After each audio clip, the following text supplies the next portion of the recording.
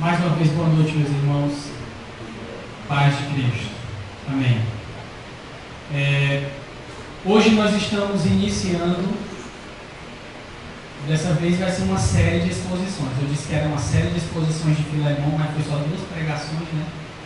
Mas dessa vez é uma série de exposições. Temos 13 capítulos para cobrir no início desse ano da carta ou da epístola aos Hebreus. E hoje nós não teremos uma exposição, nós não vamos para o capítulo 1, verso 1 a verso... Enfim, não será uma exposição. Nós iremos fazer hoje a introdução dessa epístola. Nós iremos falar de algumas coisas dessa epístola que serão extremamente importantes para o momento da exposição propriamente dito, que será quarta-feira que vem, certo? Então eu peço para os irmãos que tenham paciência, certo? Prestem atenção, guardem com vocês as informações que serão passadas e que assim nós possamos vir aqui com essas informações guardadas, gravadas, e perseverar na exposição aqui, na apreensão, na absorção da palavra de Deus. Amém? Antes de falarmos aqui um pouco sobre Hebreus, eu gostaria de mais uma vez fazer uma oração. Amém? Curva sua cabeça. Ore junto comigo. Nosso Deus e nosso Pai, aqui estamos mais uma vez, Senhor, a falar contigo. E eu sei que já foi pedido, nós já te pedimos em oração, Senhor, no primeiro momento. Nós queremos te clamar mais uma vez, clamar para que o Senhor derrame da sua graça, apesar de nós, Senhor, vasos teu, muitas vezes, Senhor, arranhado, rachado pelo pecado, pelas adversidades da vida.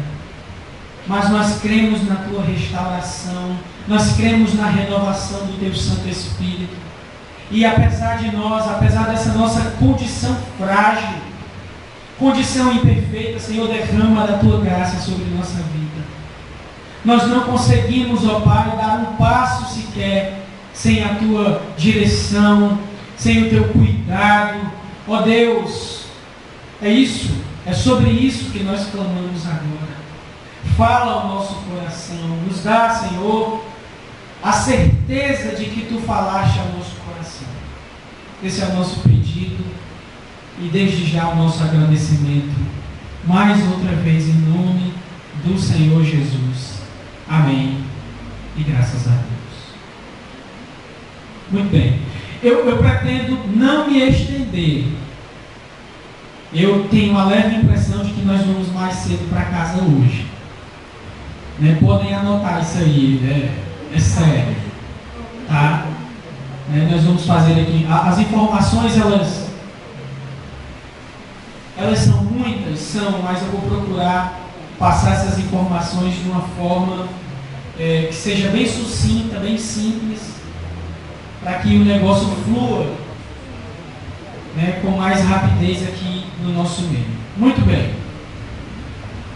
Hebreus, me entenda, eu vou colocar aqui, eu vou abrir uma aspa, certo? É um dos livros mais complicados de se entender, fecha aspas, do Novo Testamento. Eu não estou falando por causa de sua doutrina. Não, a doutrina da Epístola aos Hebreus, ela é muito clara. Basta você ler os 13 capítulos. Você irá sentir, você irá se identificar com algumas coisas, alguns pontos doutrinários que esse autor aborda aqui nessa epístola. Agora, em que sentido que eu falei que ele é um dos livros mais complicados de se entender do Novo Testamento? Por causa de informações históricas. Quer ver? Quem escreveu Hebreus? Alguém arrisca? Quem foram os leitores originais de Hebreus? É óbvio, Flávio, foram os hebreus, certo, mas o que significa? Significa que eles eram judeus da gema, nascidos em Jerusalém, criados em Jerusalém? Ou significa que esse termo hebreus é semelhante àquele termo que Paulo usa do Israel espiritual em Romanos? Né? Mais informações. Qual foi a ocasião histórica em que aconteceu essa carta, que gerou essa carta? Que tempo? Que ano? Que período? Está entendendo? Então são algumas informações que não se dá para saber assim com tanta clareza. Porém, como eu disse, os seus conteúdos doutrinários, ou o seu conteúdo doutrinário é bem explícito. Ok? Mas nós, para sabermos o porquê de certo ponto doutrinário, do porquê que certo autor disse certa coisa, a gente precisa de informações históricas. Porque ninguém diz nada no vácuo. Ninguém diz nada só por dizer, tem um contexto por detrás. Você dizer que ama o seu marido, tem um porquê, não é? Você dizer que você achou sua esposa linda ontem, tem um porquê. Não foi no vácuo, não foi no nada, tem todo um contexto. Tudo o que nos cerca tem contexto. Os fatos, eles são atrelados a um contexto. Está entendendo? Então o mesmo deve ocorrer com Hebreus. Porém, como eu disse, essas informações, elas são meio que ocultadas de nós. Por causa de quê? Esse documento, mais ou menos, tem 2000 anos. Muita coisa se perdeu, cultura se foi, registro histórico também se foi, o autor foi também, os leitores foram também. E o que nós temos são essas informações e informações extra-bíblicas. O que é que eu quero dizer com isso? Informações de pessoas que tiveram mais próximos ou mais próximas dessa época e que, obviamente, tem mais informações do que nós. Não é verdade? E essas pessoas deixaram algumas coisas escritas referentes a esse documento. Ok? Então, basicamente, essa é a dificuldade. Contudo, os nossos esforços para entender Hebreus, para entender a mensagem de Hebreus, para cobrir todo o livro de Hebreus, com toda certeza, meus irmãos, serão recompensadores. Sabe por quê? Porque Hebreus faz parte da Bíblia. Porque Hebreus é, de fato e de verdade, a palavra de Deus. E a gente sabe que toda palavra que procede de Deus, ela não volta vazia. A gente sabe que toda palavra de Deus, ela nos alimenta. Então não vai ser diferente com o livro ou a epístola aos Hebreus. Amém? Vamos agora conversar um pouco sobre a autoria. Autoria. Como assim? Tu acabaste de dizer que não se sabe quem é o autor aos Hebreus. Porém, vamos meditar um pouco. Ok? Olha, muitos escritores bíblicos, eles, por talvez um motivo de modéstia, eles omitem os nomes dos manuscritos, os nomes dos seus escritos. Né? Nós temos, por exemplo, o apóstolo João, onde na primeira epístola, né, que João escreve, você não encontra o nome dele em capítulo nenhum. Você não encontra o nome do apóstolo João no Evangelho. Você não encontra o nome do Mateus em Mateus. Então, talvez por motivação, por modéstia, eles omitem os nomes deles dos manuscritos. Porém, estudiosos, evidências históricas, arqueológicas, eruditos em manuscritologia, chegaram a esses entendimentos e logo lá nos primeiros séculos. Né? Então, talvez essa seja a motivação do escritor aos Hebreus. A modéstia. Não querer se expor. Ok? Contudo, existem algumas especulações que sugerem alguns autores para Hebreus. Certo? Alguns autores para a Epístola aos Hebreus. Eu quero que você me entenda. Ainda bem que isso aqui está sendo gravado. Eu não estou dizendo que serão essas pessoas. Eu estou dizendo que existem algumas especulações sobre algumas pessoas que possivelmente foram os escritores ou o escritor aos Hebreus, e nós iremos ver aqui o que essas especulações dizem, né?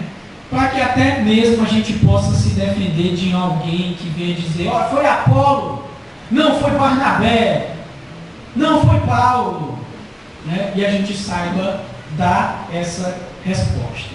Bem, algumas pessoas, alguns estudiosos dizem, por exemplo, que foi Clemente de Roma. Opa, esse cara já não está na Bíblia, esse cara já pertence ao segundo século, né? Não mais no primeiro século, não mais na era apostólica. Silas, algumas pessoas dizem que foi Silas, ou Silvano. Pasme, Filipe. Lembra do Filipe e do Natanael? Pois é, o Filipe. Algumas pessoas dizem que foi ele. Outras pessoas dizem que foi Áquila e Priscila juntos. Aí vai começar as doideiras, né? Algumas pessoas dizem que foi Áquila e Priscila juntos que escreveram essa carta aos Hebreus, essa epístola aos Hebreus. Mas vamos deixar as fantasias de lado, certo? E vamos para as especulações mais bem aceitas no meio dos estudiosos, no meio desses aí que se esmeram no estudo da Bíblia. Bem, as especulações elas giram em torno de pelo menos 3 pessoas.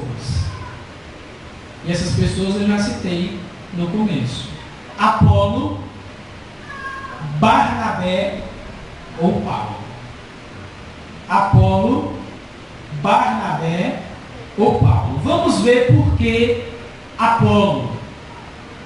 Vocês lembram do Apolo? Quem lembra do Apolo? Ninguém lembra do Apolo. Se ninguém se manifestou, né? Apareceu lá no capítulo 18 de Atos dos Apóstolos, um alexandrino, eloquente nas palavras, onde ele pregava, mas ele só conhecia o batismo de João, e ele se encontrou lá com os discípulos de Cristo Jesus, se não me falha a memória, com Paulo, e lá ele recebeu o Espírito Santo e foi junto com Priscila e Áquila, e lá eles fizeram uma obra, foram para Corinto, enfim, esse cara, Apolo, alguns dizem que foi ele. Por quê? Muito bem, na epístola aos Hebreus, os estudiosos eles dizem que o grego que foi escrito aqui é um grego chamado de grego helenista. Não é um grego clássico, é um grego mais sofisticado, sabe? E esse grego, esse tipo de grego, essa escrita é muito comum na cidade, era muito comum na cidade da Alexandria, onde lá tinha um mestre um mestre judeu, helenista, por assim dizer, um judeu de fala grega, já é estranho, né? Chamado Filo, e era muito difundido lá a cultura judaica nessa cidade, e o Apolo de lá, e hebreus com esse estilo, e só pode ser o Apolo, certo? Contudo, não se tem razões suficientes para afirmar que Apolo era de fato o autor dessa epístola. Até porque teve um outro famoso lá de Alexandria, chamado Clemente de Alexandria, certo? Que viveu por volta de 200 depois de Cristo, e ele foi muito influente.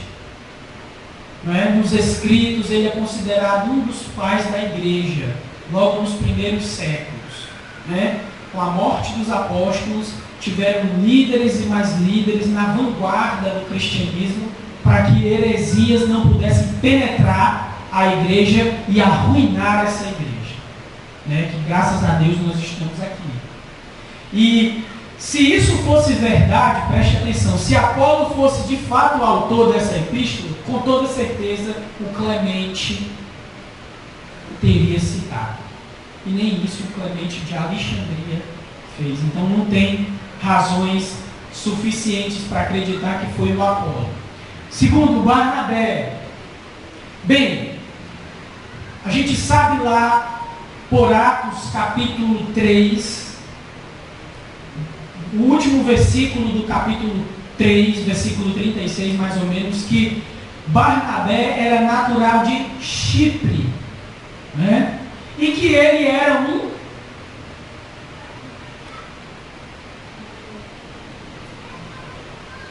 vai responder, um levita. Ele era um levita, ou seja, ele era da tribo de Levi. Ele não andava com a guitarra por aí fazendo assim, não. Ele era da tribo de Levi, ok? E ele foi companheiro do apóstolo Paulo. Ele foi considerado profeta, considerado mestre lá na igreja de Antioquia, Atos capítulo 11. Então era um homem conhecedor do Antigo Testamento. Olha, ainda mais da tribo de Levi, companheiro de viagens de Paulo, só pode ser o Barnabé. Só pode ser ele. Né? Contudo, porém, todavia, mais outra vez, nós não temos nenhum escrito de Barnabé para que a gente possa comparar com Hebreus para dizer que foi Barnabé que escreveu. Diferentemente, por exemplo, de Colossenses. Quem é o autor de Colossenses? Paulo. Por quê? Você pega Colossenses, certo? Pega outra epístola de Paulo, olha, está aqui, está batendo aqui, mesmo jeito de escrever, mesmas ideias. Pois é, não existe nenhum escrito de Barnabé para que se possa comparar com Hebreus e dizer, olha, foi Barnabé que escreveu. Ok? Tem uma tal de epístola de Barnabé, mas ela foi descoberta logo no início da igreja, que foi um galatão, mais para frente, que escreveu ela e colocou o nome de Barnabé para poder ganhar fama. É um pseudo escrito. É o que, Danilo? Pseudepígrafo, né? Um falso escrito. Então, risca Barnabé. E nos restou Paulo. Será que foi Paulo que escreveu? Muitos estudiosos atribuem a Paulo a autoria aos Hebreus. Por causa de quê? Porque a gente vê o tempo todo Paulo nas suas epístolas dominando muito bem o Antigo Testamento. Texto do Antigo Testamento é com Paulo mesmo, né? Paulo faz alegoria em cima do texto do Antigo Testamento. Paulo traz mais luz a alguns textos meio que obscuros no Antigo Testamento em suas cartas. Então só pode ser Paulo. E ainda tem o fato de no capítulo de número 13, verso 23, citar Timóteo. Ora, quem é que andava com Timóteo o tempo todo? Quem era, irmãos? Paulo. Quem é que até mesmo aparecia nas epístolas de Paulo? Timóteo. Então só pode ser Paulo. Alguns afirmam com base nisso. Só que, claro que a olho nu, assim, sem um conhecimento de grego, né, dessas línguas aí originais, a gente não dá para saber. Mas um estudioso, alguém bem treinado nessa parte, vai saber que se comparar a forma de escrita de Hebreus com qualquer outra epístola de Paulo, vai ver que não é a mesma coisa. E se você pegar Romanos, Gálatas, 1ª e 2ª Coríntios, enfim, todas as epístolas paulinas, você vai encontrar o estilo de Paulo em todas elas e o mesmo estilo. Então, para concluir, nós não podemos ter certeza de quem escreveu Hebreus. Uma pergunta: isso vai fazer uma diferença na nossa vida espiritual? Você vai sair daqui, parar no primeiro bar da vida, bote uma para mim, porque eu não sei quem é o autor dos Hebreus.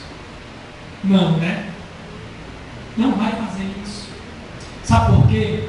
Porque o conteúdo dessa epístola, como eu já falei antes, o conteúdo dessa epístola é caracteristicamente apostólico.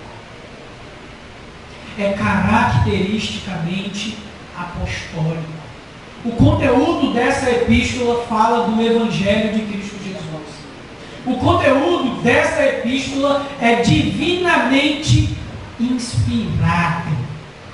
E isso já se reconhece desde os princípios do cristianismo. E o fato de não sabermos quem é esse autor não vai eliminar que o fato de que Hebreus é a palavra de Deus para mim e para você, e onde se achar igreja de nosso Senhor e Salvador Jesus Cristo. Amém? Flávio falou tanto para dizer que ninguém sabe. Pois é, gente. Os destinatários. Quem foram os que receberam essa epístola? Como eu disse, parece que está na cara. Parece que, Flávio, é óbvio. Faça uma pergunta mais difícil. Essa aí está muito fácil. Foram os hebreus. Mas como eu disse, esse nome, ele pode ser utilizado de forma genérica. Por exemplo, Tiago fala na sua carta as 12 tribos da dispersão, logo na saudação de sua carta.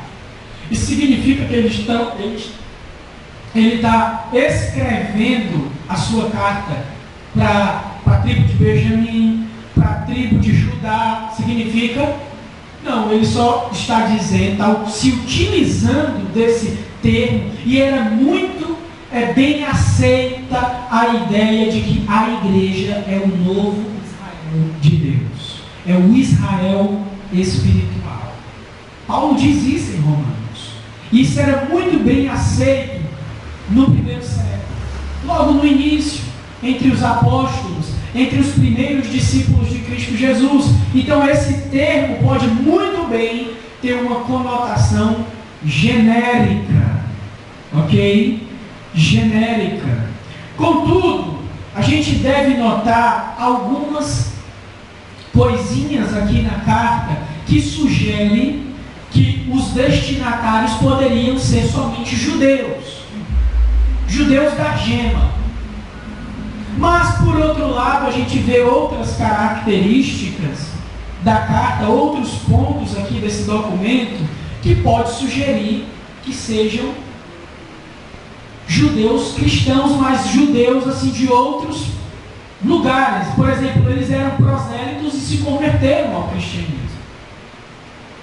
Está entendendo como é que é o negócio? Então vamos fazer essa análise aqui, por favor. Bem, existem algumas situações. A primeira situação é capítulo 10, versículo 33 e 34, não precisa ir lá, onde lá vai dizer que eles foram abusados por sua fé e que reagiram bem ao despojamento das suas propriedades. O que foi que aconteceu logo a gente vendo em Atos dos Apóstolos? A gente vê cristãos sendo arrastados de suas casas. A gente vê cristãos sendo presos pelo fato de serem cristãos. Mas tem um outro detalhe, eles eram judeus. Os primeiros cristãos foram judeus. Alguém duvida disso? Não, né? E quem era que arrastava esses cristãos judeus de suas casas para entregar às autoridades e essas autoridades, sei lá, açoitarem, fazerem qualquer coisa com eles? Quem que fazia isso? Paulo. Então, de início, a gente já sabe que havia, sim, perseguição nos primeiros cristãos que eram judeus.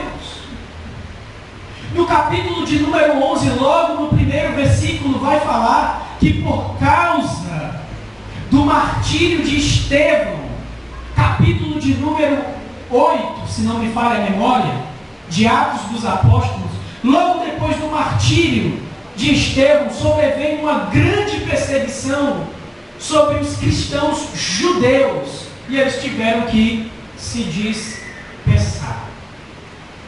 Então, a primeira evidência, suposta evidência de que os destinatários eram de origem judaica da gema,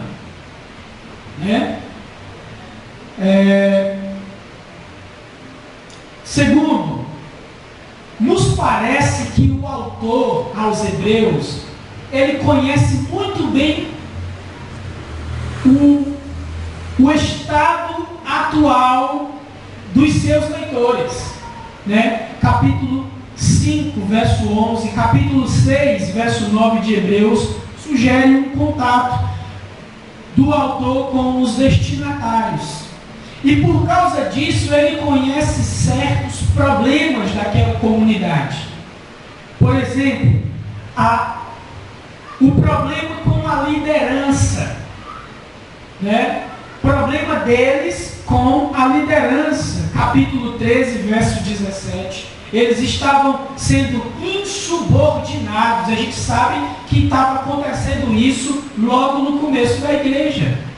Aqueles que estavam mesclando judaísmo com cristianismo estavam fazendo esse tipo de coisa. Questões de dinheiro, questões de casamento, também, Hebreus capítulo 13, verso 4 e verso 5. A gente via que estava acontecendo isso muito ali no relato de Atos dos Apóstolos. Cristãos pobres, gente. Teve até uma confusão lá, porque as viúvas dos cristãos helenistas estavam passando fome, porque as viúvas dos cristãos judeus estavam sendo fartas. E aí houve um atrito, porque era escassa a ajuda, os donativos, talvez as comidas, talvez as roupas.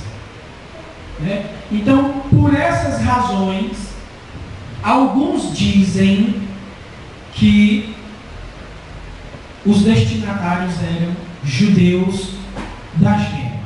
Ok? Sem falar, meus irmãos, quando o autor aos Hebreus fala para os seus destinatários do sistema sacrificial, do sistema de culto dos judeus, o sistema levítico de culto, e isso passa a ideia de que os leitores tinham ciência disso, sabia do que se tratava. Então, por causa disso, alguns dizem que era judeus da gema. Porém, nós temos evidências que falam o contrário. Eles poderiam ser gentios. Por favor, suportem as informações, tá certo? Suportem. Não durmam. O fato de o Antigo Testamento ser citado amplamente nessa carta não significa que os receptores sejam de fato judeus. Sabe por quê?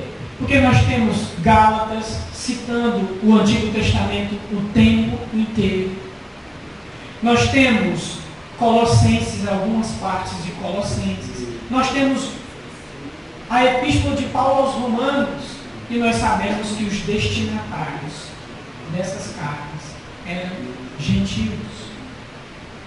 Então, o fato de citar predominantemente o Antigo Testamento em Hebreus não elimina o fato de que eles não poderiam ser, ou poderia ser, gentios. Nós temos outros indicadores aqui de que eles eram gentios. Por exemplo, em Hebreus capítulo 6, verso 1 e capítulo 9, verso 14, fala de obras mortas. Obras mortas. Isso indica que um judeu, confessadamente judeu, praticante da lei, guardador de sábado, guardador de cerimônia, era impensável para eles dizerem que as obras deles eram mortas, porque eles estavam na prática constante. Outro indicador de que eles estavam afastados do Deus vivo. Era impensável para um judeu praticante, um judeu de fato, de verdade, mesmo depois de convertido ao cristianismo, dizer que ele estava afastado do Deus vivo, até porque o Deus dos judeus é o mesmo Deus dos cristãos.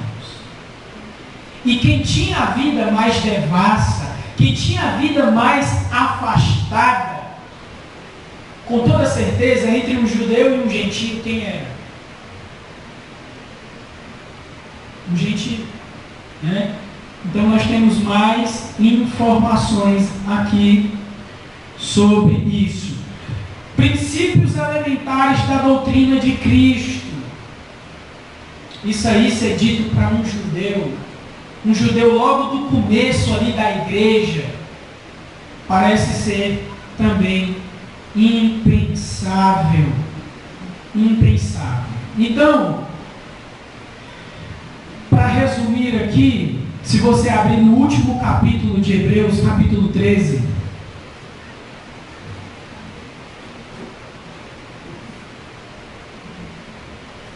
abre aí no capítulo de número 13.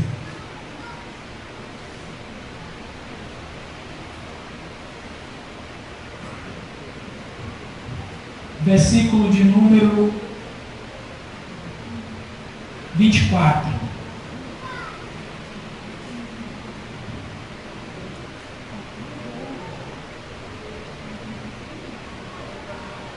Você está vendo aí a palavrinha Os da Itália, como é que tem aí numa revista atualizada?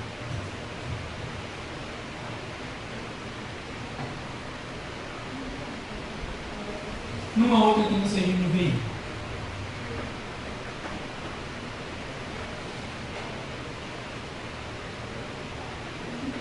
Bem, ninguém tem, né, a revista atualizada. Como? Vamos ficar com os da Itália mesmo, ok? Isso indica também uma interação gentílica, né? Segundo as informações que eu levantei aqui. Então, gente, tem coisas que acontecem na Epístola aos Hebreus que é impensável acontecer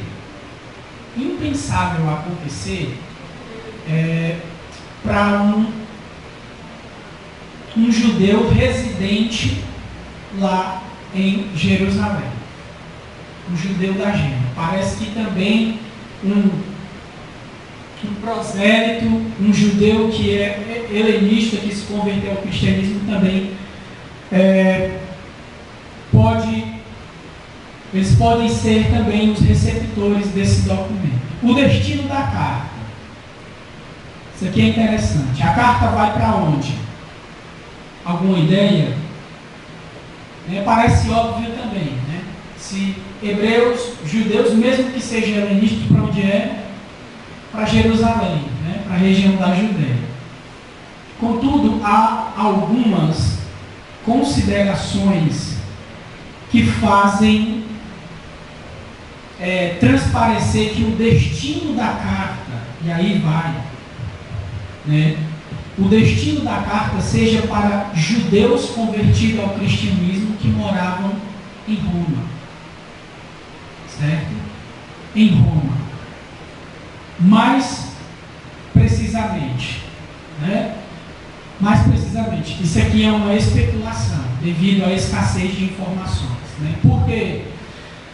Bem, eu vou tentar explicar de uma forma mais simples.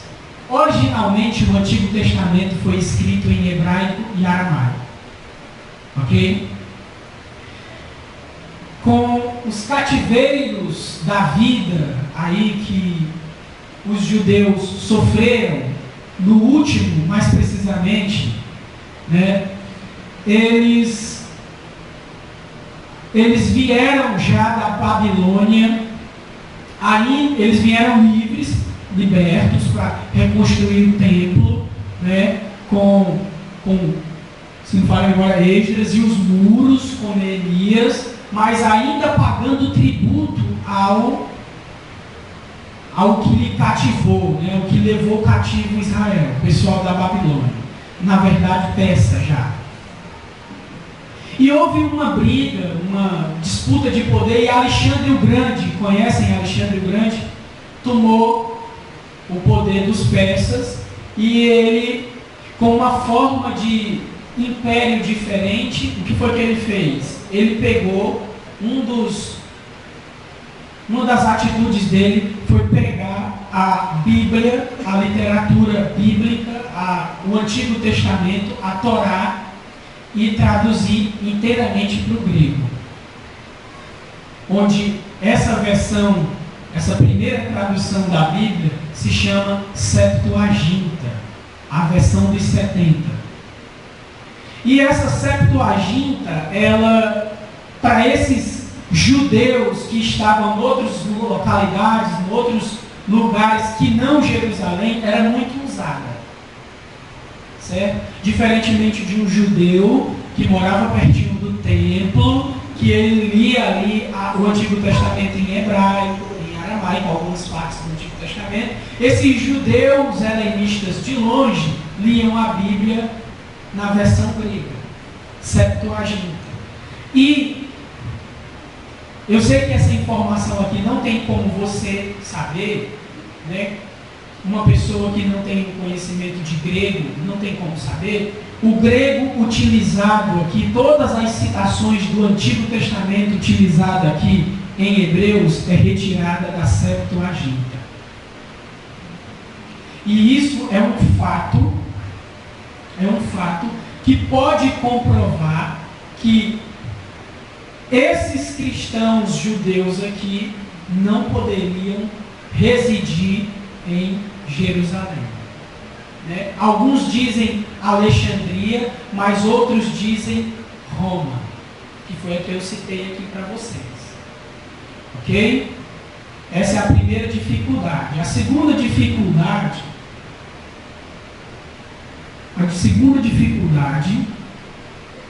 só um instante.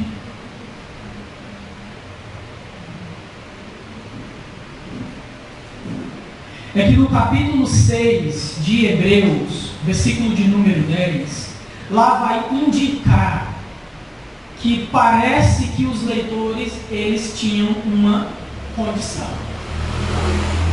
Né? Indicam essa condição. E a gente sabe que um cristão da Judéia, eles eram muito pobres mesmo, por causa de tantas e tantas perseguições, por causa de privação no que diz respeito os líderes religiosos em cima deles, confiscando bens. É tanto que em 2 Coríntios, lá está o relato de uma coleta levantada por Paulo para levar a igreja em Jerusalém, certo? E no capítulo 6, versículo 10, indica que eles tinham uma condiçãozinha até legal, ok? E aqui nós temos, eu vou ler aqui uma coisa que eu escrevi, e eu peço que você preste atenção. Alguma conexão pode ser vista entre o destino em Roma e as saudações dos da Itália. O modo mais natural de entender essa expressão é com referência às pessoas cujo lugar de origem é da Itália. Quando fala assim, os da Itália vos saúdam, é como se esses que estão sendo saudados entendessem ou se identificassem com esse da Itália. Então indica que eles não poderiam residir em Jerusalém. Ok? A data da carta, eu estou aqui com uma chaleira, né? Já está na hora já. A data da carta foi escrita na segunda, mais provavelmente na segunda metade da década de 60. E lembre-se que no ano 70, o general Tito, a mando do imperador Vespasiano de Roma, vai lá e destrói o templo, destrói Jerusalém, e nós temos o final do sistema sacrificial judaico como nós lemos no Antigo Testamento. General Tito, a mando do imperador Vespasiano de Roma, no ano 70 vai lá e manda destruir lá tudo. Acaba com tudo, acaba com Jerusalém, acaba com o templo. E a forma como esse escritor aos Hebreus aqui fala, o contexto sugere, parece-nos, que alguns que eram cristãos estavam tentando voltar para o judaísmo, então parece que ainda estava em voga, o sistema sacrificial levítico dos judeus. Então isso indica que foi antes do ano 70, mas também não muito distante do ano 70. Então os estudiosos colocam na segunda metade da década de 60, 65 em diante. Okay? Só não pode encostar no ano 70. 65, 66, mais ou menos. O propósito, por que Hebreus foi escrito? Acho que eu já dei uma pincelada aqui para vocês. Esse capítulo de número 3, versículo 12, 13 e 14, ele diz muito do propósito da carta. Olha só: cuidado, irmãos, para que nenhum de vocês tenha um coração perverso e incrédulo, que se afaste do Deus vivo. Ao contrário, encorajem-se uns aos outros todos os dias, durante o tempo que se chama hoje, de modo que nenhum de vocês seja endurecido pelo engano do pecado, pois passamos a ser participantes de Cristo, desde que, de fato, nos apeguemos até o fim à confiança que tivemos no princípio. O motivo pelo qual esse escritor escreveu essa carta era porque muitos cristãos que antes eram judeus estavam desistindo da fé.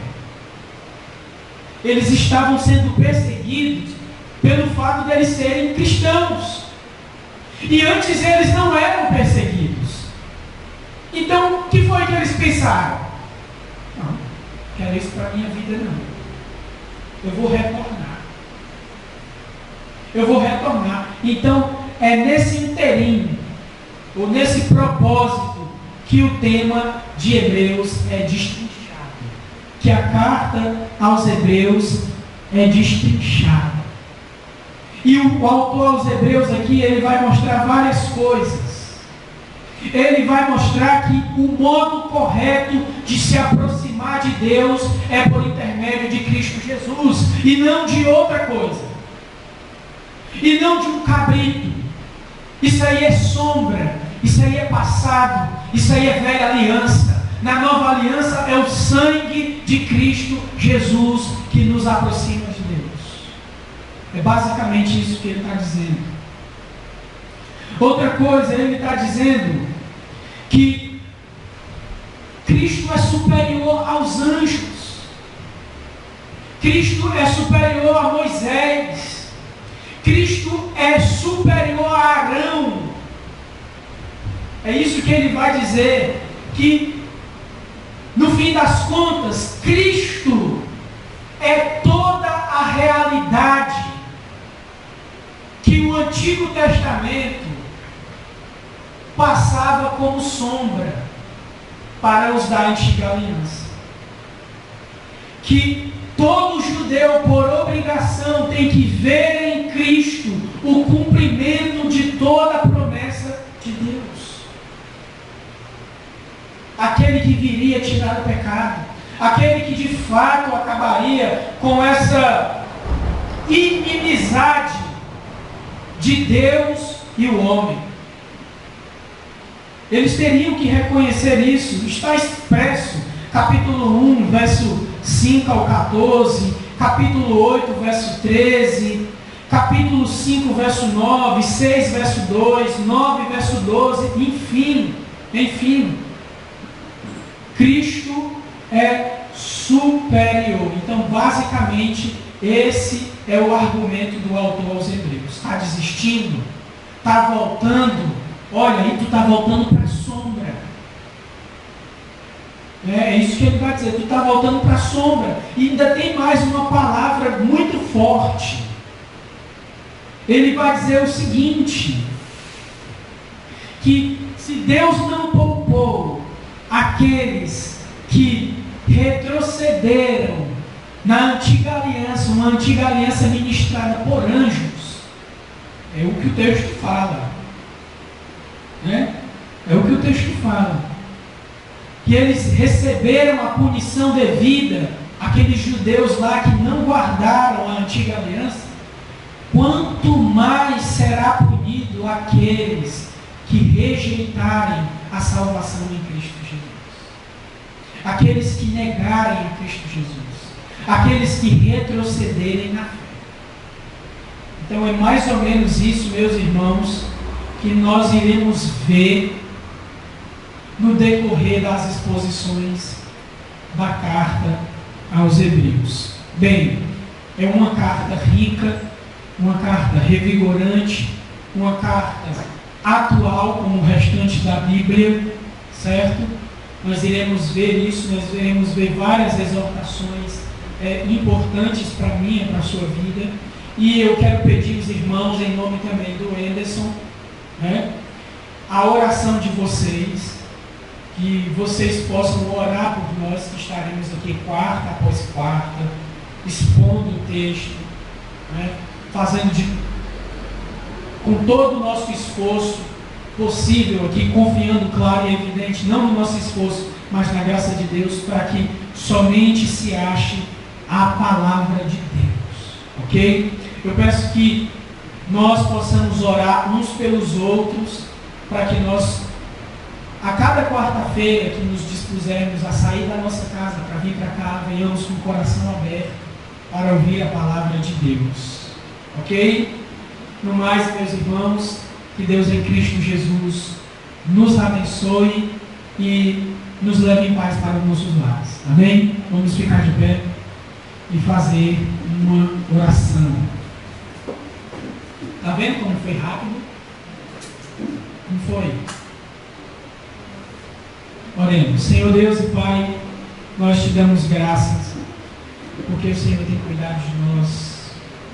O Senhor tem cuidado de nós, mesmo quando achamos que o Senhor nos esqueceu, porque o Senhor nunca nos esquece. Muito obrigado, Senhor, pelas dádivas. Muito obrigado, Senhor, pelo teu amor em Cristo Jesus, nosso Senhor. Ó Deus, nos faz permanecer nesse caminho. Não nos deixa, Senhor, esmorecer. Não nos deixa, Senhor, ficarmos desanimados. Nos revigora, Senhor, pela ação poderosa do teu Santo Espírito em nossa vida. Nos leve em paz, Senhor, para o nosso lar, guardado, Senhor, na tua santa proteção. E que nós possamos ir, Senhor, pensando em tudo isso que foi dito aqui nessa noite. Ó Deus, nos dá um restante de noite na tua santa paz, um restante de semana cheia de oportunidades, Senhor, para louvarmos e exaltar o teu santo nome. Em nome de Jesus, esse é o nosso pedido, o nosso agradecimento, hoje e sempre. Amém, amém, amém e graças a Deus.